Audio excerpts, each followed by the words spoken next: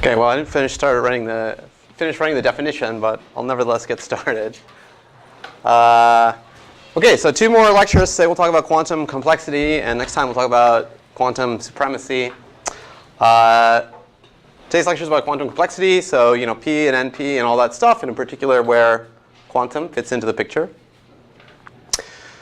So I'm just going to start with the definition, which, yeah, it's not that complicated, but I'm not finished writing it. It's taking 3 boards, but that's OK. Let's go through it. OK, so I'll read this and make some commentary on it. OK, so BQP, sorry about the initialism. This is some complexity class. And roughly speaking, it's supposed to stand for the complexity class of all algorithmic problems that can be solved efficiently by quantum computers. OK, so to make that formal, you need to say a bunch of things.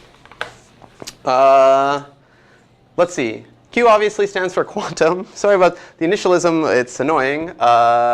P stands for polynomial time, which we'll get to. This is our measure of how efficient it is.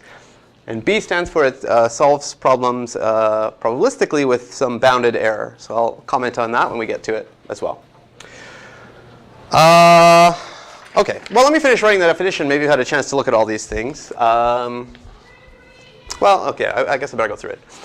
So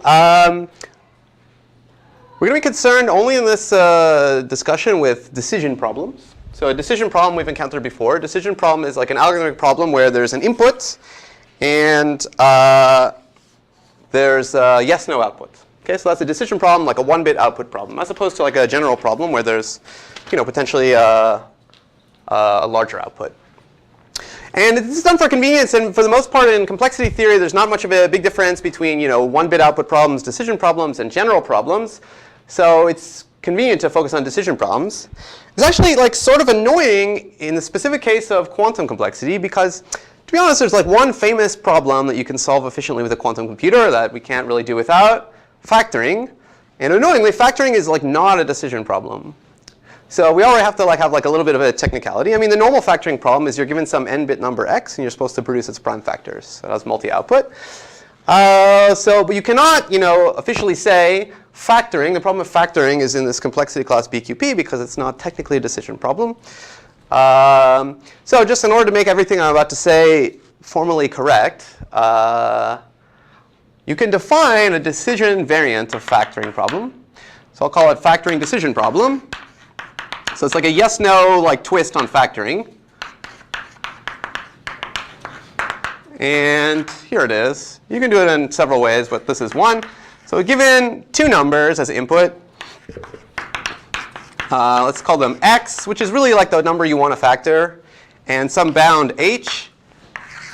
It's a yes/no question. The output, yes/no. Does x is supposed to be this. Does x have a prime factor that's at most h?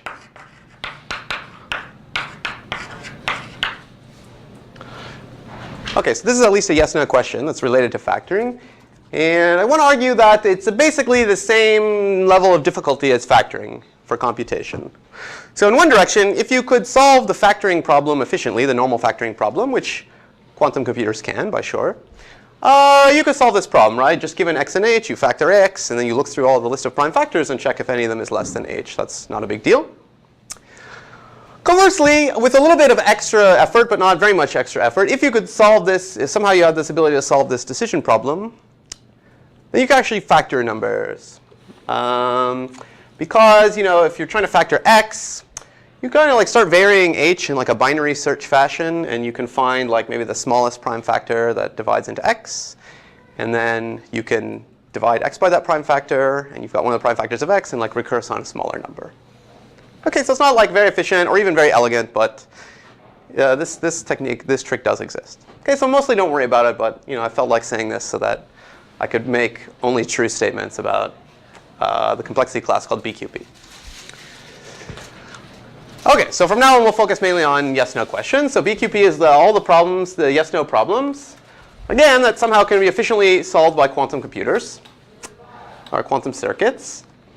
Now, in all the quantum programming we've done, our model of computation has been the quantum circuit. So that's what we'll stick with in our definition. Normally when you define complexity classes, you define them in terms of algorithms like Turing machines or code, but it's more convenient to define them in terms of circuits, so that's what we'll do.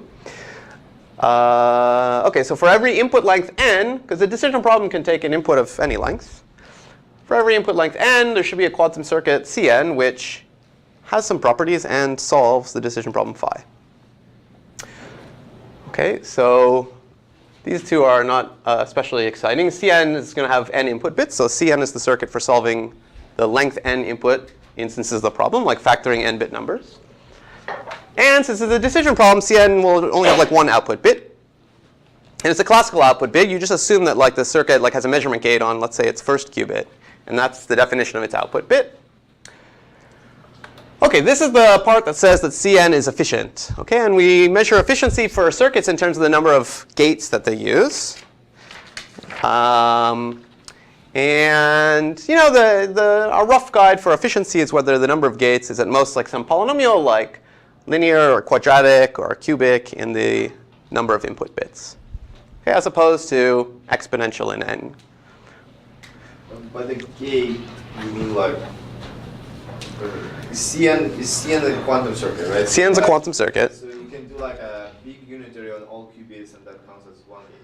No, so but yes, I mean D is something about what gates are allowed, which I'll come back to. But basically, I'll talk about this in a bit more detail.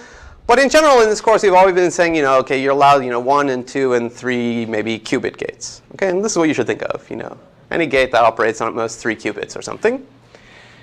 And there's one more technical condition called uniformity, which if you're like a complexity head, you probably already thought of. If not, I'll tell you about it, but don't stress about it too much.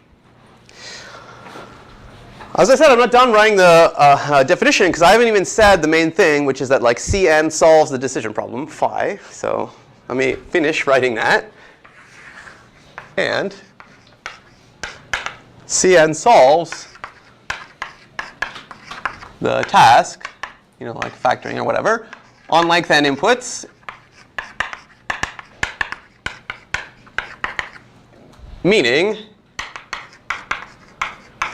well, it has two properties. As we know, quantum algorithms are inherently randomized, and this is capturing the fact that, two-sided error is allowed. So for all input strings, classical inputs of n bits, where the answer is supposed to be yes, the algorithm should output 1 with high probability. This is the probability that when x is plugged in as like classically encoded qubits, together with the ancillas into the quantum circuit Cn, and then the first qubit is measured, the probability that the measurement outcome is 1 is at least, I don't know, let's say 3/4. I don't know if I was saying 3/4 or 2/3 in the past, but it doesn't make much difference. And conversely, when the answer is no, it should say output 1 with low probability.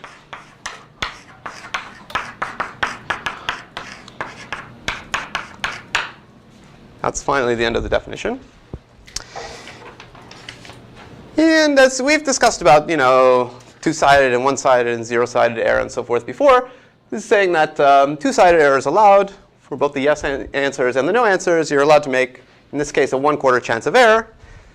And I think as you've seen before, this number, like 3/4, is not very important. You can allow it to be 51%, or you can demand that it be 99%. And it hardly makes a difference, because you can repeat the algorithm a few times and boost error probabilities. And that only changes the number of gates by some constant factor. As we'll mention later, you can't make a very weak statement here, like this should be greater than a half and this should be less than a half. Although that might look natural, because it could be that the error probabilities are like a half plus or minus some exponentially small amount. And then practically speaking, you wouldn't get any real information by running the algorithm unless you were able to repeat it exponentially many times. OK, and this is the fact that these two numbers are bounded away from a half is, believe it or not, why this B is in the name of the class. OK.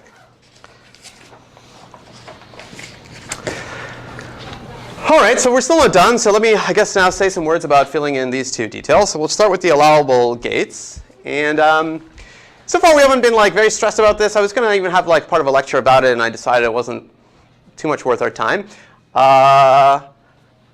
Okay, as mentioned, like you cannot allow like any unitary operation that like does the whole computation in one step. Like in classical circuit theory, you only use like small gates that operate on, let's say, 1 or 2 or 3 qubits.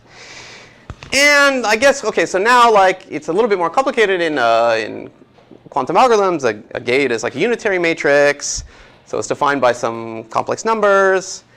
You shouldn't like allow these to be like uncomputable numbers or whatever. It's probably okay if they're like all rational numbers or something. And in fact, there are theorems which are not like overly hard to prove. Well, they take a little effort. They basically say it doesn't really matter what set of gates you allow. Much like in classical complexity, you can just sort of say, all right, you get and or not, and that's it. And you know that it doesn't really make a difference if you also allow, like, I don't know, XOR gates. It goes a little bit into the number of gate complexity you need. Similarly, with randomized computing, if I allow you like 50-50 coin flips, that's good enough. Like, you can also allow like 1/3, 2/3 coin flips, but these can be simulated with 50-50 coin flips. Similarly, there's lots of theorems like that in quantum computing that say, like, even if I give you a very liberal gate set versus give you a very conservative gate set, it doesn't actually change the definition of BQP. Like, maybe it increases the number of gates you need by some constant factor. And so it's actually quite convenient to make the most conservative choice here. I give you like the fewest allowable gates that we kind of, for some other reason, already know is like enough for quantum computation. So let's do that and just say that like, what are you allowed? You're allowed Hadamard. I mean, that's the real workhorse gate, the 1 qubit Hadamard gate. And I'll give you like not and C naught and CC naught, or CC swap if you like. And that's it. That's all I'll give you. Yeah, in fact, it's known like if you allow your ancillas to be 0 and 1, like you really only need H and CC naught. And this is not really funny because actually all these gates don't even have any complex numbers in them. But I think you saw in homework.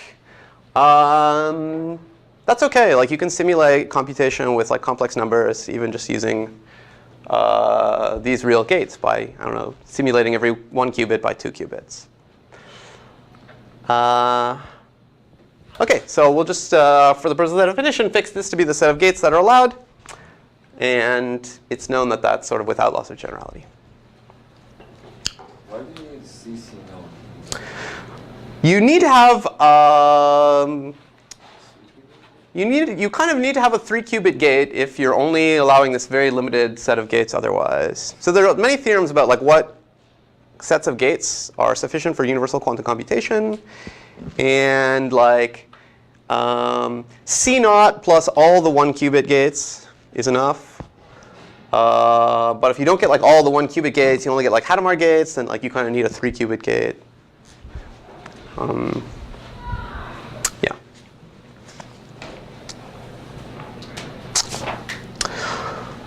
OK. Last technical condition is this E condition, which I'll write something about here. Again, this technical condition arises because it's too annoying to define quantum Turing machines, so we only define quantum circuits. But circuits have this funny property. Normally, when we think of like algorithms solving problems, the input can be any length. And you write one computer program to solve any length. If you write a Python program, you don't write a separate Python program for the length 1 inputs and the length 2 inputs and the length 3 inputs. You just write one Python program that solves the problem. But circuits have this feature that they have like a fixed input length. So at first you would say, fine, this is fine. Just for every input length n, you have a different circuit, C sub n. But this is actually a little bit technically bogus because, a little bit because of, this is a very mathematical thing to say exists, right? Like this is saying that for, when n is 1,000, there exists some quantum circuit C sub 1,000, which, solves the problem very well. But, there's 2 to the 1,000 different circuits, at least, that have 1,000 inputs. So, I mean, how would you, if you don't actually know what the circuit is, it's practically useless to you, right? So in order for this to really genuinely correspond to like practical computation, you needed this extra feature that like if somebody tells you 1,000, then it's not very hard for you to say, OK, yeah, 1,000, and you can draw the circuit C sub 1,000. So, I mean, you got to actually run the algorithm, as opposed to merely know that this circuit exists. So this is this last condition E. This condition is it doesn't have anything to do with quantum per se. This also arises in classical complexity theory whenever you're talking about circuits as your model of computation. It's this annoying technical condition you have to put in. So it's basically it just says there should exist an efficient polynomial time that is classical algorithm. And for that, think of like Python or Turing machine, computer code. I'll call it B because it builds the circuit. That on input n, like you tell B 1000, it outputs the circuit diagram, the list of all the gates and what type they are and what qubit they're applying to for Cn. Okay, and it should run in an amount of time, which is, I don't know, linear or quadratic or whatever, polynomial in n, the size of the thing that it's outputting. Yeah? Is there a reason we want this to be a classical algorithm, not a quantum algorithm? That's a good question. If you've already defined like quantum Turing machines, not hard work, then you could ask, does the definition change if I allow this to be a quantum algorithm? Or even if I allow this to be a randomized algorithm? And the answer is no. There's like separate theorems proved on the side, similar to this issue where people consider that and they showed it doesn't ultimately change the definition. And therefore, it's OK to make sort of like the most conservative definition. But that's a good question. And finally, I should assure you that like every quantum algorithm we've ever talked about in this course had this property. Like if you think about how Shor's algorithm worked for 1,000-bit integers, it wasn't some like mysterious existential circuit. We drew the thing and it had like a pretty regular pattern for how the Fourier transform looked and where the gates were and so forth. So in practice, this is always true. I mean, for normal situations and easy to check. But for the sake of truth, I cannot omit it. Yeah, so the B should be actually efficient, like, it's like, it should have a polynomial in n. Yes, if you're also very sophisticated. Here we mean the running time of B should be polynomial in n, not in the length of n, log n, which is sometimes what you would think. I mean, that's sometimes in like undergraduate complexity, you stress that like, the running time should be measured as a function of the size of n, which is log n. But here we just mean poly n steps. OK, great. So with all this effort, I think put together everything on the board defines this complexity class, which, again, intuitively is just the problems you can solve efficiently with a quantum computer. So I guess throughout this class, I'll start drawing this like diagram of complexity classes. Not too many of them, but a few of them.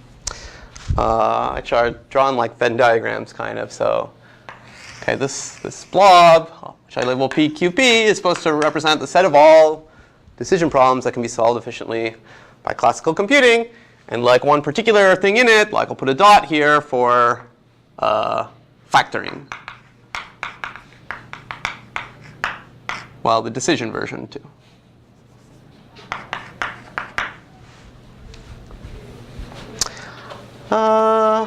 OK. So now actually we'll take a little look inside this. I mean, we know that quantum computers are like at least as powerful as classical computers. So let's sort of make these observations. So if you want to ask, OK, what is the set of all problems that can be solved efficiently by classical computers? The fairest thing is to also allow the classical computers to have randomness. And so then that leads to a complexity class that's called BPP, where now this P stands for probabilistic. And this is the literally exact same definition as BQP, except the circuit Cn is a classical circuit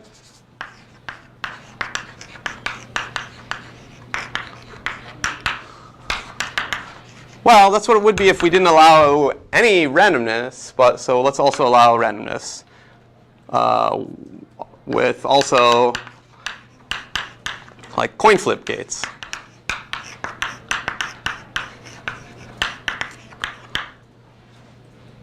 Okay, so now it's just classical circuits, but you can also have randomness. Actually, I only define it in this way so that it's like really modeled closely after BQP. It's equivalent to just saying, it's like regular algorithms, like Turing machines or Python or whatever, with the augmentation of random coin flip instructions. Okay, and this is a subset of BQP, because we've seen that quantum algorithms can simulate classical randomized algorithms. And I draw it like this because it's believed, although not known, but it's fairly widely believed that the factoring problem is not solvable by classical algorithms, efficient classical algorithms. But we don't know for sure.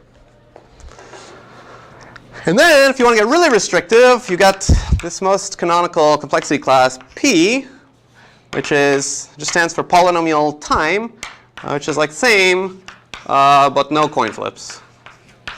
Or equivalently, all the decision problems that can be solved, with 100% probability deterministically by an algorithm that takes a number of steps that's polynomial in the number of bits in the input, polynomial in n. I should mention, by the way, I forgot to mention this. I talked about this in an earlier lecture, but when you're defining complexity in terms of circuits, well, when you're defining complexity at all, you may be interested in like the time the algorithm takes, or for like algorithm type things like Python or Turing machines, you might be concerned with like the memory usage, called the space usage. In the context of circuits, the main measure is gates, and this is somehow roughly equivalent to time. So somehow polynomial time algorithms can be converted into polynomial gate count circuit families, and vice versa.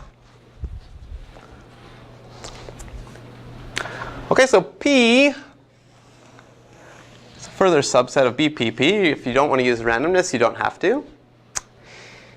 And as I mentioned in an earlier class, it's also generally believed that BPP and P are the same. But we don't know for sure. For example, here's a problem. Well, here's a problem here that's in P. This is primality. Given an n-bit number, test if it's a prime. And in 2002, we only knew how to put the dot here in BPP. But then Agarwal, Kyle, and Saxena showed that we could put it here in PP. And there are general complexity theory reasons to believe that actually P and BPP are the same. But we don't know. OK, any questions about this? OK, so these are actually like the landscape of what you might call realistic classes, or classes that should somehow correspond to like efficient computation in the real world.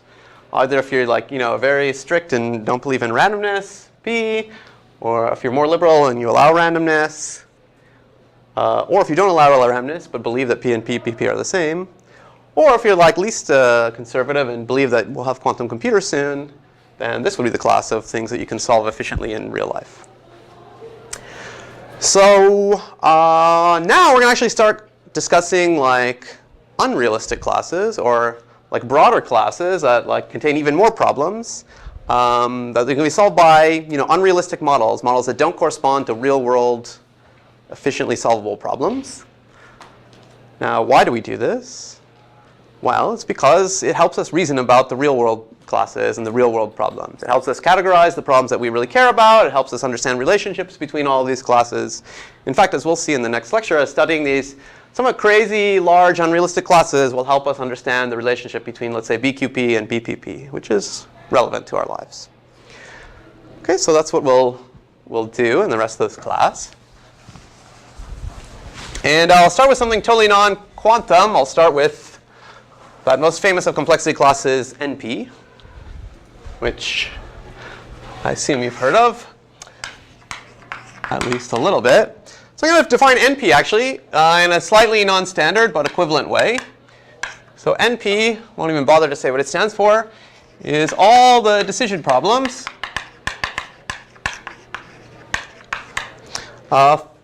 phi such that there's a randomized or probabilistic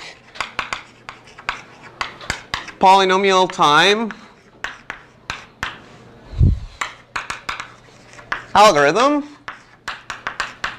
Again, think of Python or Turing machines. A such that, well, two conditions that kind of look like this hold. One, for all inputs x with answer yes, so for all the inputs where you're supposed to answer yes, the probability that the algorithm, which is a randomized algorithm, outputs 1 is greater than 0. And for all x with phi of x being no, the probability that the algorithm outputs 1 is exactly 0. Okay, so if you've seen NP before, but not like this, you can think about it, why this is the same. And so you can think of NP as like problems that can be solved by, this is like one-sided error algorithm, randomized algorithms, but with an extremely liberal or relaxed like guarantee. So this is a definition of a class of problems. And it's sort of unrealistic in the sense that it's perfectly realistic to run this algorithm A. It's a randomized algorithm. It's polynomial time. But it's just not very helpful in the sense that this definition allows that this probability, while non-zero, could be like 100 to the minus n. And then if you ran A on any input x, it may well be possible that you just always get the output 0.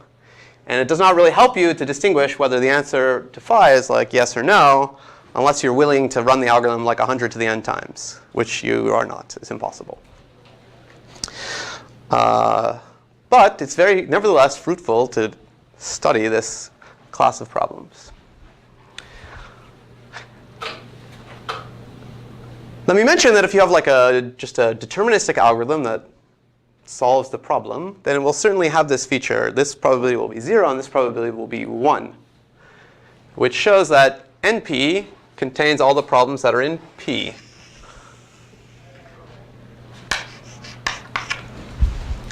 And a priori, we don't know anything else about its relationship with these other two classes, which is why I've drawn it like this.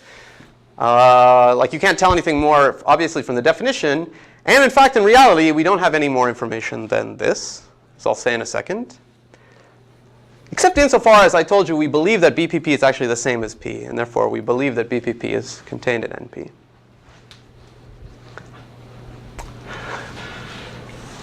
So one reason we care about NP is there's an extremely famous decision problem which we genuinely care a lot about. And it's in NP, but not in any of the other classes as far as we know. Sort of motivation for studying NP, this problem is a so-called NP-complete problem. And it's the SAT problem that we've talked about before in this course. So the circuit SAT problem is a decision problem. The input is a classical circuit, like an and or not circuit, C. And this is already kind of cool because it's like a meta-computational problem, right? There's a computational problem about computational algorithms, right? Circuits are computers. We're asking a question about, a computational question about an algorithm. And the output, which is supposed to be yes or no, yes or no, does there exist an input x such that C of x is 1? I mean, I should have specified that C is like a 1-bit output and or not circuit. And however many input wires it has, that's the number of bits in x that you're trying to seek. And you're trying to figure out if there is some string that makes, input string that makes C output 1.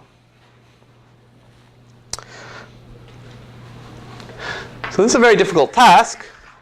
There's an obvious algorithm, which is just try all possible inputs x and see if they make C evaluate to 1. Given candidate inputs, it's quite easy. In linear time, you can evaluate what's the bit C outputs. You just figure out the gates one by one, what they output. But that takes exponential time to cycle through all the possible inputs. But this problem is in NP. This SAT problem is in NP. Can somebody tell me the algorithm that proves that fact? Yes? Try 1, and then see if it outputs. So then there's a probability like 1 out of 2 to the n, and then you get yes. Yeah, try a random x. Yeah. Yeah. And it's like, because, as you said, here's the algorithm A, the randomized algorithm A that's needed. OK, well, it takes, like as input, the description of the circuit C, and it just picks a random x.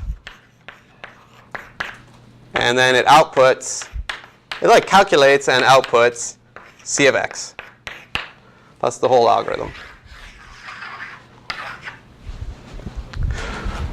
So first, we have to check that this is a polynomial time algorithm.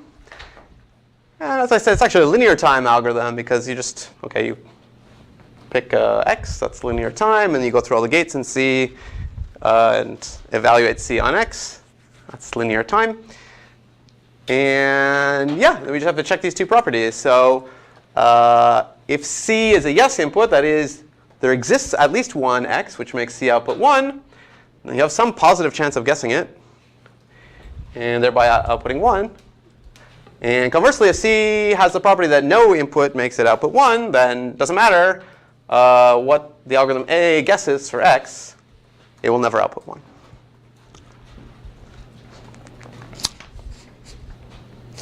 OK.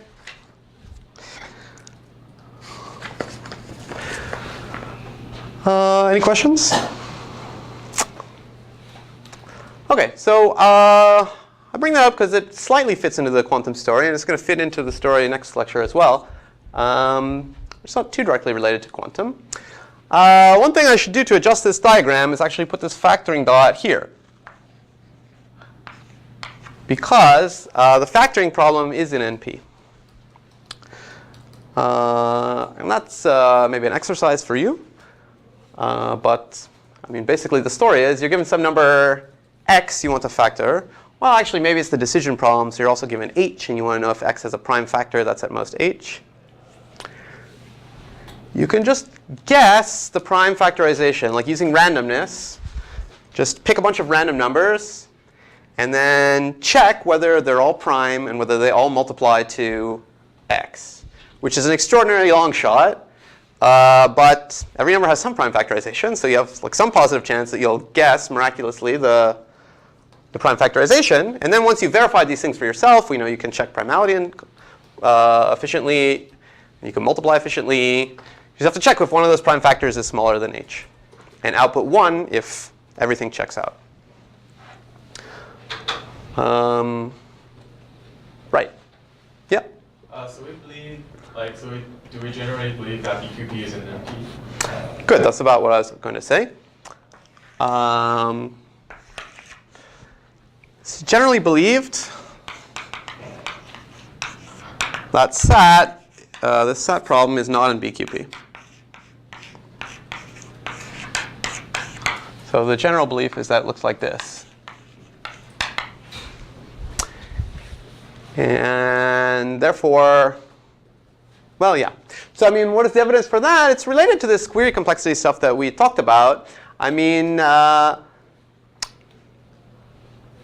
one natural way to try to solve SAT on a quantum computer is with Grover's algorithm. I mean, that's kind of what Grover's algorithm is all about.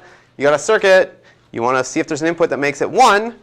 And quantum gives you some speed up. Instead of trying 2 to the, if C has n inputs, there's 2 to the n possible n input bits. There's 2 to the n possible inputs. And instead of brute forcing over all of them, you can use Grover and essentially use this much time to check if C outputs 1 on any of them. That's square root of 2 to the n time. That's like 1.4 to the n time. It's still exponential. It's not particularly close to polynomial. It's better than 2 to the n. But these are like the fastest quantum algorithm we know. for SAT. And we even have this Grover lower bound, right? That square root of capital N is required in this query complexity model. So it's some kind of like vague evidence that like if you're given C and somehow you don't really look at C, you only sort of use its input-output behavior, then quantum cannot solve the SAT problem in polynomial time. So again, nothing in this world is proven ever, but it's generally believed that SAT is not in BQP. Okay. Now you can ask the converse question, though. Are there any problems in BQP that are perhaps not in NP, or is BQP a subset of NP? In the same way, we believe that BPP is a subset of NP, because we believe it equals P. And the general belief on that is also no, that they're different. So I'll write that.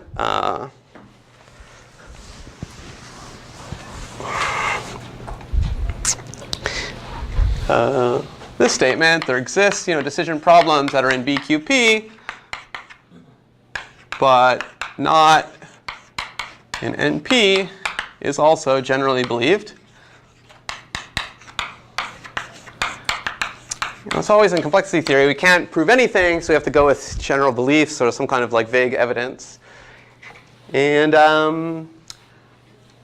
yeah, there's evidence for that. I mean, you can build like artificial problems related to Simon's algorithm that are in BQP for sure, but don't seem to be in NP. And indeed, well, that problem that I had in my mind is in like a related class called CoNP, or a similar class to CoNP that I can mention. But there's now even evidence, if you've heard of this thing, that like it's believed that there are problems in BQP, but not in NP. They're not in CoNP. They're not in the polynomial time hierarchy. If you know what that is. If you don't, I may mention it next time. But there's some like very big class that generalizes NP. And it's even believed, and there's evidence that quantum computers can solve problems that are not even in this big weird generalization of NP. And actually, this evidence comes from a paper from this year by Raz and Tal.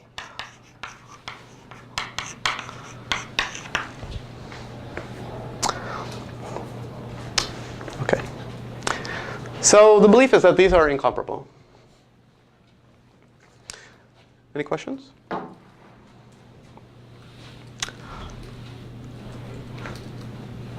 Let me briefly mention, again, I want to actually get to quantum talk, but I couldn't resist mentioning a few more classes, sort of NP variants. So here's a variant number 1. It's more interesting for the people that know a little complexity theory. There's a class called CoNP, which is same as NP, this thing on the other board, except that the conditions are, for the yes inputs, the probability that you output 1 should be 1. Should have no error on that side. And for the no inputs, the probability that you should output 1 should be strictly less than 1. So it's again like equally unrealistic. It's just some kind of like mirror image of this where like the roles of yes and no are somehow reversed. And yeah, I mean the picture looks like this. And again, I bring it up because of this statement. There's some class that generalizes this NP and this CoNP and lots of other things, and it's even believed that BQP has some problems in it that are not in these classes. And I should also now further move this dot here, because this factoring problem is also in CoNP. So this factoring problem is quite funny because it's really not that hard somehow. Like it's believed to not be solvable by classical computers efficiently, but it's in BQP, it's in these other weird classes, so it's kind of interesting.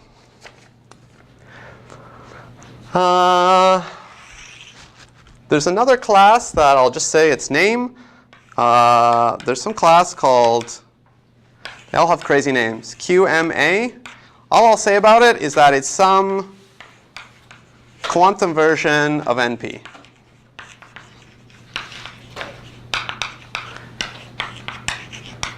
a very interesting class. Contains some kind of like quantum sat problems. Again, it's unrealistic in the same way that like NP is unrealistic. But let me really muck up this diagram.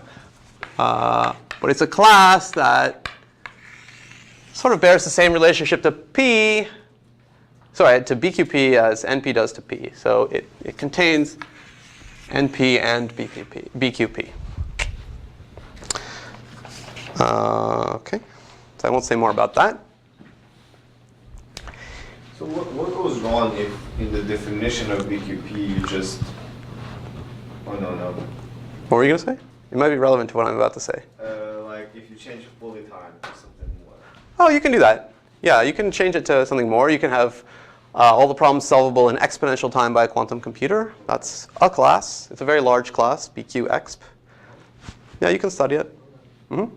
So is there an obvious argument for why factoring isn't co-NP? Yeah, exercise. Think about it. It's not obvious. It's basically the same thing as what I said. You can, again, you almost use the same algorithm. The first step is like guess the prime factorization. And if you, in the 99.99999% case that you wrongly guess the prime factorization, what should you output?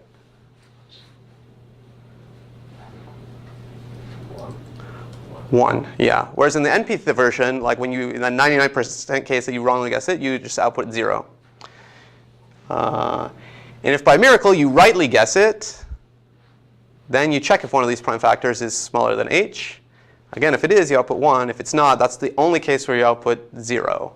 When you like miraculously guess the prime factorization, but none of the prime factors are less than h. Yeah.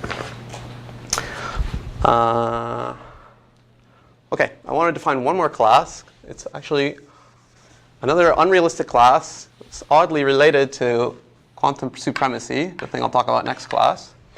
It's called PP. You can kind of think of BPP as like the wrong definition of BPP. The wrong definition of efficient probabilistic computation. So it doesn't have bounded error. So it's all decision problems, such as a randomized polynomial time algorithm, such that when the answer is yes, you output 1 with probability bigger than 1/2. And when it's no, you output 1 with probability, let's say, less than or equal to 1/2. Okay. So it might have been your first instinct for like, what does it mean for an efficient algorithm, a randomized algorithm to solve a decision problem?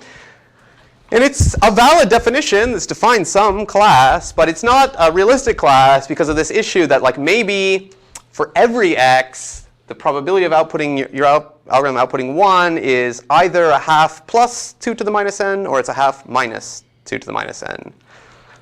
That's perfectly consistent with this definition, but like basically in practice, if you just ran this algorithm, you'd be getting like practically 50-50 random bits, and it would not really help you know the answer for a given x, whether it's yes or no. But you can define this class. It turns out in complexity theory, it's a very weird class with weird properties. One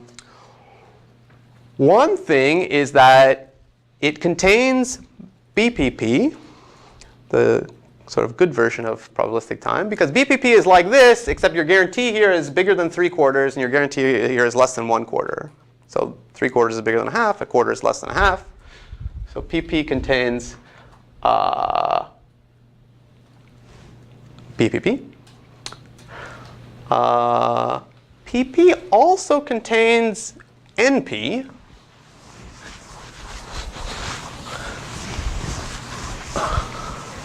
Particular, for example, there's an algorithm for the SAT problem that has this properties. Can somebody tell me why that is? Perhaps somebody that took complexity last year. Yeah, you want to say? If you have a formula, you can have an equivalent formula where all the branches are true. Right? I think I know what you mean. Can you say what the algorithm is, though, for like, so let's just show that you can solve the SAT problem with this kind of algorithm. So how would you do that?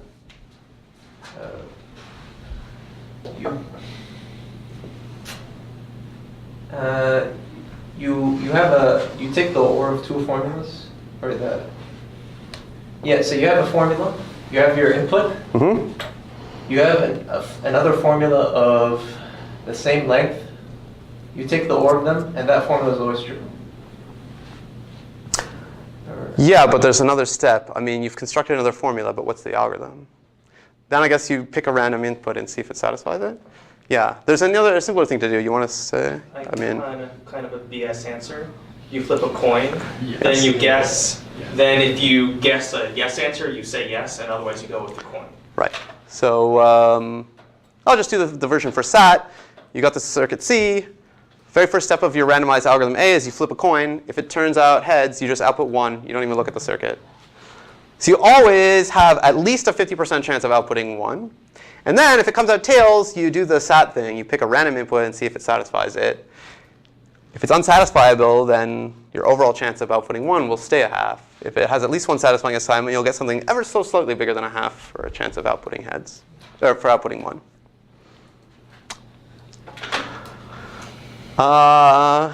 Exercise. Co-NP is also in PP. So PP contains all these classes. And the main thing that I'm going to finish proving today is that BQP is also contained in this weird class PP.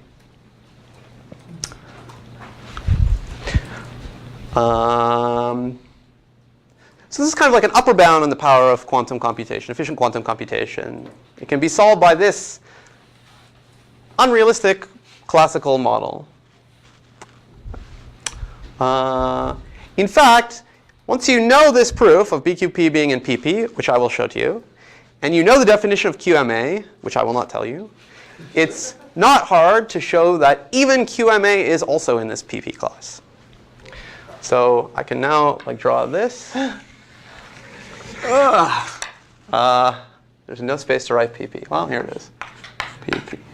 Okay.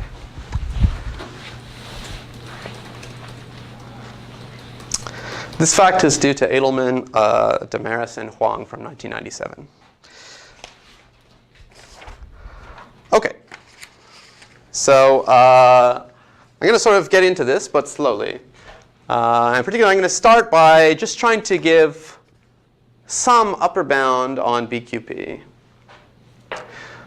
So for example, I mean, if you just were real excited about quantum computation, efficient quantum computation, you might ask, is there any problem that cannot be solved efficiently by a quantum computer?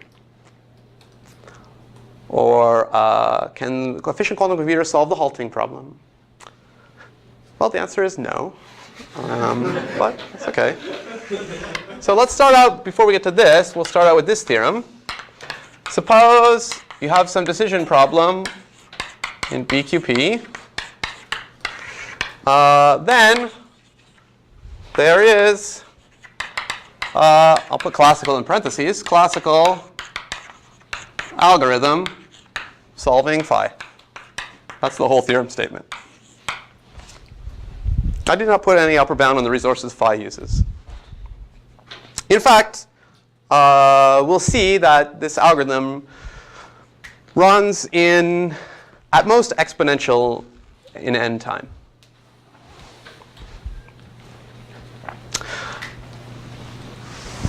OK, so actually, I'll just sketch the proof of this, because we'll eventually prove a stronger theorem. But I'll sketch the proof of this. In some sense, you already proved this theorem on homework, I don't know, 1 or 2 or 3 or something. If you remember back to your days of writing code to simulate quantum computers. OK, so we imagine we have some decision problem phi that's in BQP. So all the 5 or 10 conditions or whatever that were on the board at the beginning of this class are in effect for phi. And now we have to give some classical algorithm that also solves phi. Obviously, we'll try to do it by simulating in some way the quantum algorithm. So given input x, can some complexity-minded person tell me the first step of this algorithm?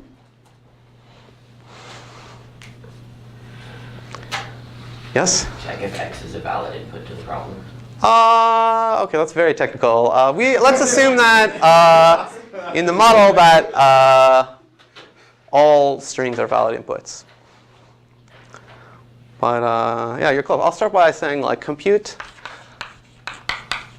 n, the length of x. That's like one command in Python, I think. Okay, next step. Yes? Make the BQP circuit. Yes, yes. This is where that one weirdo uniformity condition comes in. Now you run that thing called B to get the circuit diagram Cn implicit in the definition of phi. Okay, so great. And this, by the assumption or definition, is like a classical polynomial time algorithm. Okay, so far so good. Okay, now comes the real part of the algorithm. So by the way, okay, let's remember a little bit here. So Cn, it's some circuit. The input goes here. There might be ancillas, so this is like n bits. Maybe this is some other a bits. This thing is made up of like Hadamard gates and NOT gates and C NOT gates. Okay, really this is just like a list. Like the first thing is like Hadamard, the third qubit. The next thing in the list is like C naught, the second and fifth bits or whatever. Perhaps you remember this again from your homework. And then we have all these output wires. And then by assumption, like there's a measurement gate here. And like this is like the output bit. Okay, what do we finally know? What we know is for every input, in particular this input x, if you like plug in x here and you plug in ket 0 down here, and then you compute the state here, or whatever the state becomes here, and then you imagine the measurement outcomes here, we know that this will measure 1 with probability at least 3/4 if the correct answer is yes, and we'll measure 1 with probability at most 1/4 if the correct answer is no. So let me not erase this beautiful diagram. I should erase it, actually. It's kind of gross. I'll continue. Basically, we're just going for any classical algorithm that solves the problem. So we're just going to like compute the state here. Efficiency be damned. So we'll compute the full state, which looks like some overall y in 0, 1 to the n plus a, I suppose. Some amplitude alpha sub y times ket y, after each gate. Okay, and we learned the mathematical rules for how to do this, like how to do it on paper with a pen, 20 classes ago, and you just have your computer do that. You could even do it like symbolically, not numerically. There's a little bit of symbolism involved, right? Because the Hadamard gate has these square root 2's in it. And don't replace those by 1.414, et cetera. Just have a symbol that means square root 2. Because finally, like once you do this, like the probability of Cn x, outputting 1 is, what is it? It's like the sum over all the y's like this, such that the first bit of y is 1 of alpha y squared. And I don't even have to put in modulus signs because all the amplitudes are real because of this. Yeah, so just compute this. You can actually literally compute the exact probability with which C will accept x. And then you sort of automatically know de facto that it's either a number that's bigger than 3/4 or less than 1/4. If it's bigger than 3/4, you yourself, the simulating algorithm, should say yes to x. Otherwise, you should say no. So it's the algorithm, and it's a finitary algorithm. And we can even check the resources it needs. You need exponential space because you're going to write down all of these amplitudes. There's 2 to the n plus a of them. So there's exponentially many numbers that you have to write down. Just make a comment here. This is exponential space. So it's certainly also exponential time. It's actually sort of efficient on time, given that you're using this much space, in the sense that, okay, you only have to do this like sort of update once per gate. So the running time is basically number of gates times amount of space, something like that. It's also exponential time. And that's it. OK, so there is an algorithm which solves the problem. It even does a little bit better. It computes the exact probability with which the circuit Cn outputs either measurement outcome. Great. So in fact, if I were really tall, I can do this. Just pretend this bubble extends upwards. This at least shows that BQP is contained in a class called exp, which means exponential, problem solvable in exponential time. And take my word for it, that includes all the other classes too.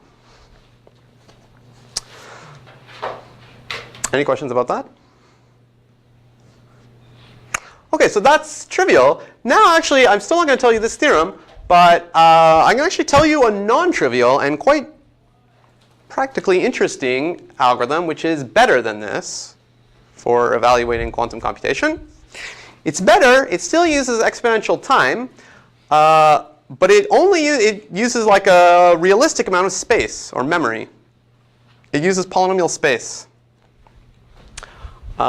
Which is going to show, if you all again love complexity, that all this stuff is even contained in a class called P space. All the algorithms that use at most a reasonable amount of memory, polynomial memory, albeit they may use exponential time. And this is already quite interesting, and it's already actually directly relevant to things we'll talk about next time, like let's say you actually have like a quantum circuit with like in front of you with 72 qubits in it and 1,000 gates, and you like have a classical computer, and you're like, I really want to know like what are the probabilities it outputs various things. In real life, like exponential time is like maybe not that bad. I mean, maybe 2 to the 60 is not that much time, but 2 to the 60 is a lot of space. So like you actually are genuinely interested in algorithms that cut the space usage down, memory usage down, even if they have a lot of time. So let me now prove this fact. I'll prove the symbol version or state the symbol version, but it says that whenever you have an algorithm or decision problem solvable efficiently in terms of time or gate complexity by a quantum computer, you can also evaluate it with a classical algorithm that uses an efficient polynomial amount of space. It's quite interesting. So I mean, basically, the thing you have to avoid doing is like ever writing down the state at any time. Because just writing down the state at any time takes you like, I don't know, 2 to the n numbers at least. That's way too much. OK, so it's kind of interesting. This proof is from a little bit before 97. It's due to Bernstein and Vazirani. Yeah. OK, so again, given input x, you compute n. You get Cn as before. And remember, let's say, just so it's kind of clear, like say, for example, x is literally like the string, like 1, 0, 1, 0, 0, and then n minus 5 more bits. And what does Cn look like? Cn might look like, as I said, like, OK, like C0 qubits, I don't know, 1 and 2, and then like maybe do a naught on qubit 1. Hopefully you kind of remember this from your homework a million years ago. Maybe then do Hadamard on qubit, I don't know, 2. And then maybe do like a CC0 on qubits 2, 3, and 4. And then more. OK, and let's actually say that there are m gates. And recall that because this phi that we're concerned is in BQP, the number of gates here is not too many. It's polynomial. OK, so it's like a realistic number of gates. M is sort of at most poly in n. OK, so it's no trouble for you to explicitly write this whole thing down. You're only writing down, taking a polynomial amount of memory. And while we're here, one thing that's going to be quite important is the number of these gates that are Hadamard gates. So let's say let h, which is at most n, be the number, this is just for bookkeeping really, number of Hadamard gates. OK.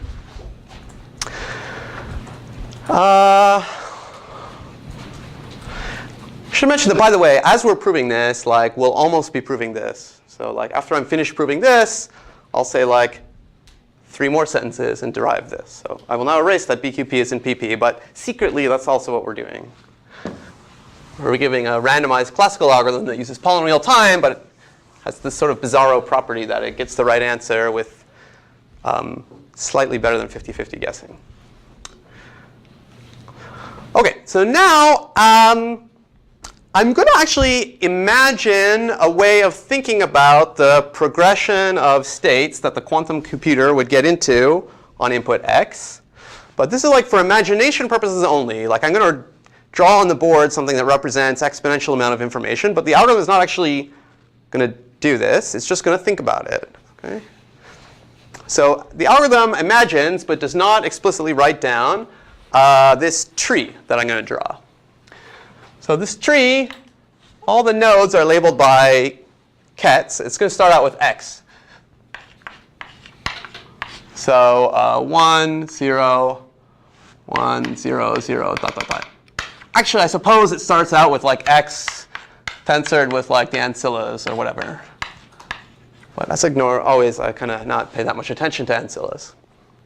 OK, this represents the state at the beginning of the computation, x. OK, and this tree is going to keep track of sort of in a weird way, the state of after all of the computation, after all the instructions. OK, so yeah, the first instruction says do C0 on qubits 1 and 2. OK, so we just do that here. So if I do C0 here, I guess I get to 1, 1, 1, 0, 0. OK. And then I do a naught on qubit number 1. So I get to, I guess, 0, 1, 1, 0, 0. Okay. Now it gets interesting. OK, Hadamard is where it gets interesting. OK, so Hadamard, what happens? We're actually doing Hadamard in the second bit, which is 1. As you know, as I hope you know by now, if you do Hadamard to 1, you get 1 over root 2, like plus 1 over root 2 times 0, minus 1 over root 2 times 1. Right, so actually the state after this Hadamard is some like linear combination of this guy with the second bit being 0, and this guy with the second bit being 1, and the amplitudes are 1 over root 2 and minus 1 over root 2. I will draw it like this. It kind of branches out. And I'll annotate this edge with plus 1 over root 2, and I'll annotate this edge with minus 1 over root 2. And then I'll put in, yeah, like, what am I doing? Hadamard on 2. So 0, 0, 1, 0, 0. Right, we're operating on this bit here. And this one is like 0, 1, 1, 0, 0. OK. It's really capturing, OK, so now like the state is really, this much times this ket plus this much times this ket. The next thing is like a CC0. So like that is sort of deterministic in a way, right? For each of these things, it operates by 1, 2, 3, and 4. I guess this just changes into 0, 0, 1, 0, 0. Nothing happens. This one changes into 0, 1, 1, 1, 0, dot, dot, dot. Right, we're operating on these bits here. OK. And in general, like this tree will have like fan out 1 on the levels corresponding to NOT and C0 and CC0 gates. And it'll have branching factor 2 for the Hadamard gates. OK, so if the next thing is a Hadamard, these would also branch, and these would also branch. And you would see either plus 1 over root 2 plus 1 over root 2 if you were Hadamarding a bit that was 0. Or you'd see plus 1 over root 2 minus 1 over root 2 if you're Hadamarding a bit that was 1. So this will go all the way down. And OK, you'll end at some leaves that also look like kets. And the main thing I want to claim is that, or state, is that the final state of the quantum circuit after you do all the gates, so like the state here in this diagram I'm erasing, is basically you sum over all the leaves, and at each leaf you multiply together all the labels along the path, the amplitudes along the path. And like that's a factor, that amplitude that goes on to that ket. and then you add that all up. So the leaves can, in many cases, have the same labels, so there can be cancellations and combinations when you do this. And so like also you should technically annotate all these like deterministic edges by like a factor of +1. Hopefully that's clear. I mean, this is like a just slightly weird way to explain how to compute everything. So let me write that. So one thing that we know is that the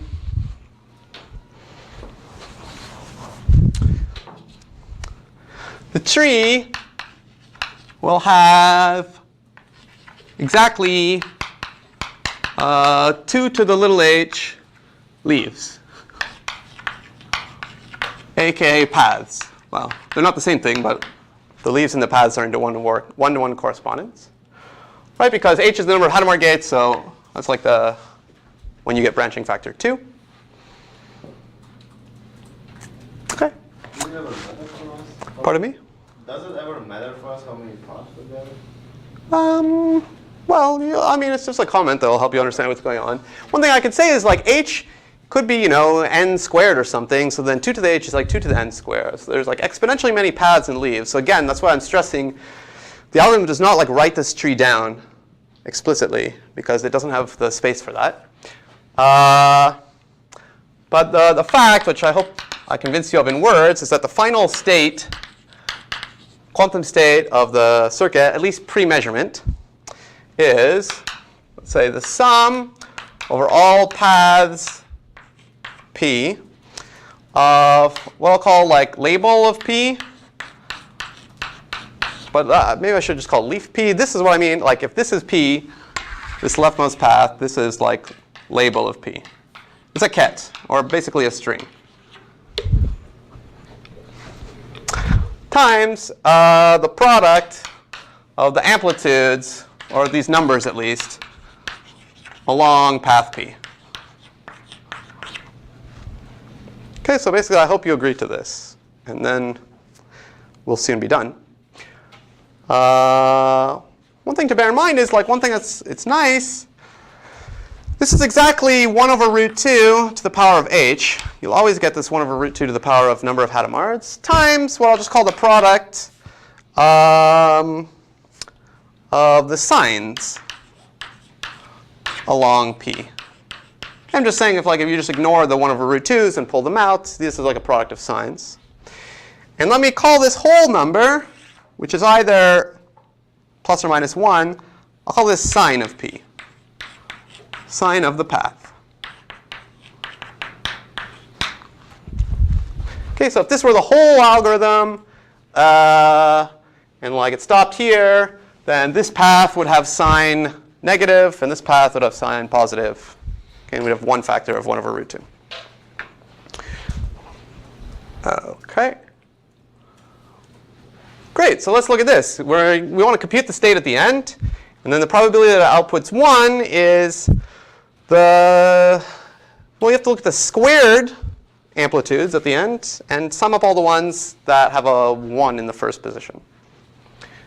So let's work that out.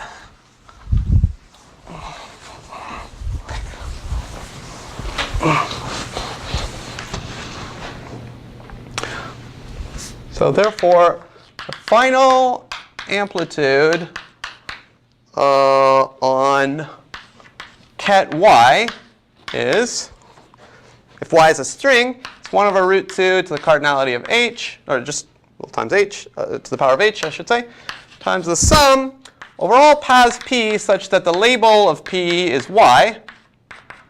As I said, the leaves can have the same label in some cases, of sine of p. Okay?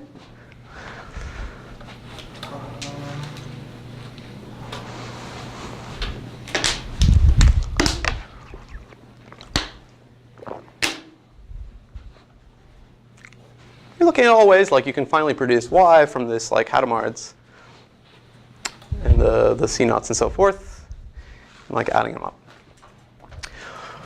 Okay, so the final amplitude squared on y, remember since I've got no complex numbers now, I can just square it, is this thing squared,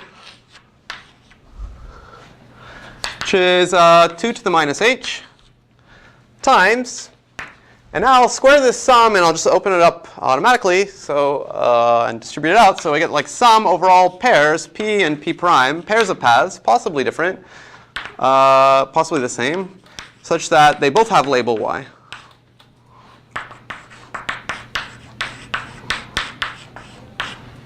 Of sine p times sine p prime. I look over all pairs of paths that both reach something that's labeled y, multiply the signs along all the paths, add it all up.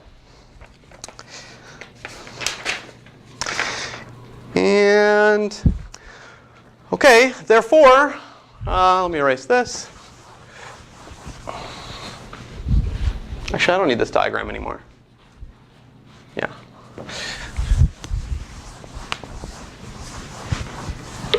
Okay, so sorry these boards are going a little in a weird order. Therefore, the probability that Cn outputs 1, that measures 1, is like the sum of this just over the y's that have a 1 in the first bit. So that's 2 to the minus h, sum over p prime, such that label p equals label p prime. And the first bit of this label is 1 of sine p prime. Okay, and therefore, now I'll just do a little trick here. The probability that Cn x equals 1 minus the probability that it equals 0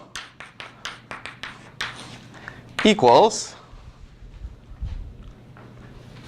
basically I take this and subtract the same thing, but where this is 0. So basically I just sum over all pairs and then take this and then put in either plus 1 or minus 1 here, depending on whether the first bit is 0 or 1. Let me just write it, and hopefully you'll agree to it. 2 to the minus h, sum over p prime paths with the same label.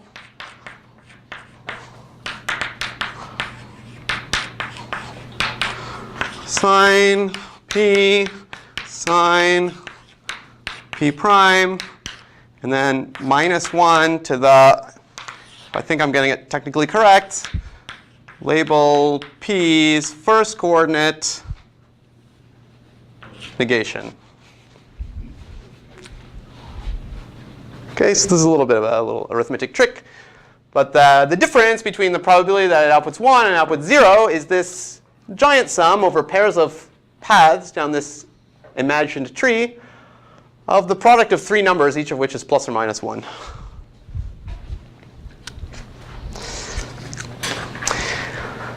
Finally, what do we know? I mean, like, the whole point of this algorithm, Cn, which is deciding this phi, is that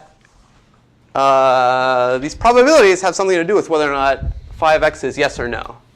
So the key point is that when phi of x is yes, let me call this whole thing star. When phi of x is yes, this thing is at least 3/4. And therefore, this thing is at most 1/4. So the difference is at least a half.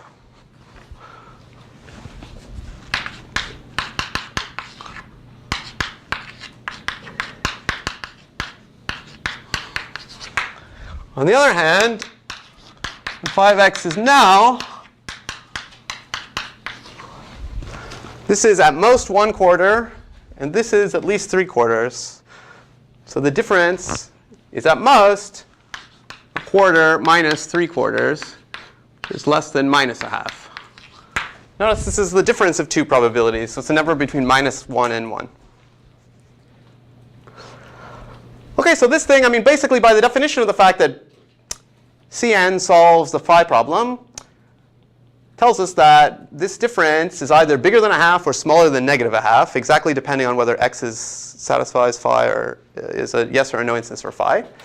And this is like some kind of unusual formula for this quantity. But the cool thing about this formula is that you can compute it with low memory, with low space. So let me just say, I'll say it in words, star is easy to compute in polynomial n space, or memory. Because imagine you write a computer program to compute this. Your computer program will loop through all p's and also all p primes. But like that only needs polynomial space, because you'll only remember like which path you're on, like which succession of left-right branches you took here. That's how you like label a path, by like m, at most m left-right choices. I guess it's actually at h many left-right choices. So you can enumerate all these paths, and you can keep track. You can understand like what is the labels along any path, and therefore you can compute all these signs of sine of p and sine of p prime, and you can compute this last factor, -1 to the first bit of the label. And you can just keep a giant running total. So you don't have to store all the paths. You can cycle through them and reuse the memory. And yeah, this will eventually be at most an integer. That's at most 2 to the m. But that only requires m bits, which is polynomial. So basically, you can compute this in polynomial time, the polynomial space. It still requires exponential time, because there are exponentially many paths that you're like looping through. But it's not very much memory. Yep? Why do we have to compute the difference instead of just compute the original probability? Doesn't that also take only exponential, polynomial space? Yeah, you do this for the last 3 sentences, where I also justify that this algorithm will help us show that BQP is in PP. Yeah, that's the flip answer. Yeah? This only works, though, because we're just interested in the first bit, right?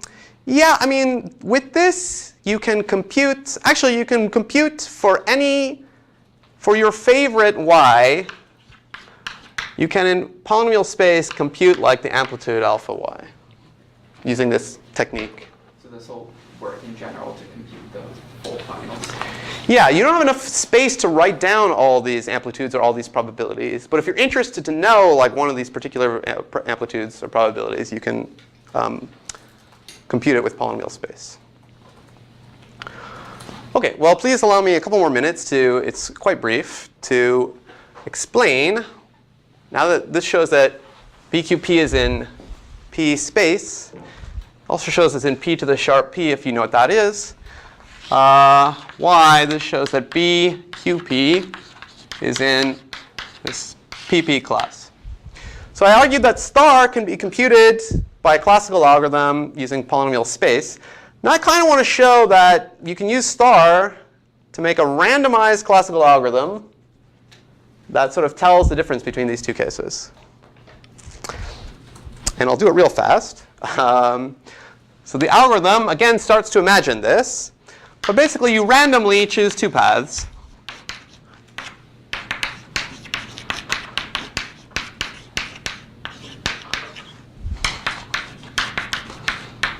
This is opposed to like cycling through all paths. You just pick 2 at random.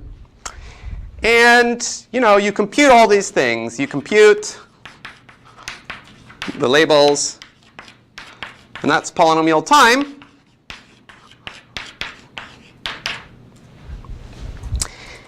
And again, it's sort of like if by a miracle, by like some luck, they're the same. It's quite unlikely. But if it does happen, then output, this algorithm I'm about to describe is going to output either the number +1 or the number -1. We'll get to y in a second. But in this case, you output this thing, which I'll call dagger.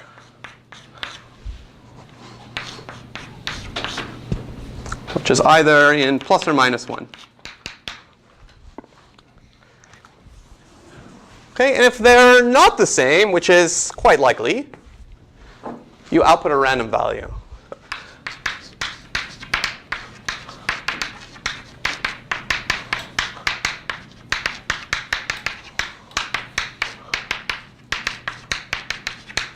This is the whole algorithm. I claim it's a polynomial time randomized algorithm. So this is polynomial work, and we use randomness.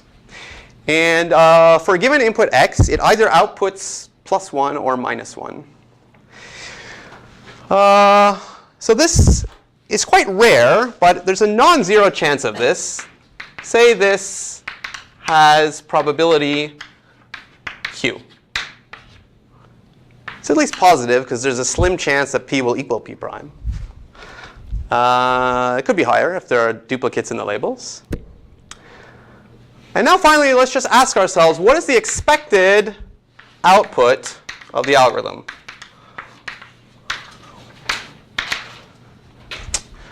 Well, with probability 1 minus q, you output a random plus or minus 1. That's this case. But that's 0. And with probability q, you get into this stage, and you output something that's proportional to star.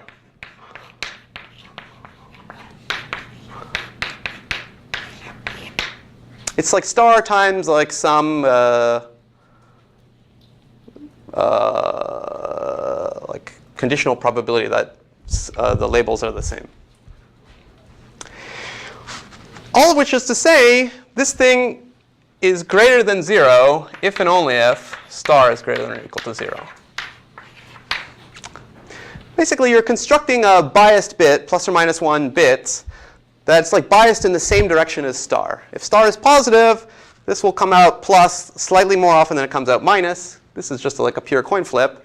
And like in the occasional case that labeled p equals labeled p prime, you're biasing it towards plus, and vice versa.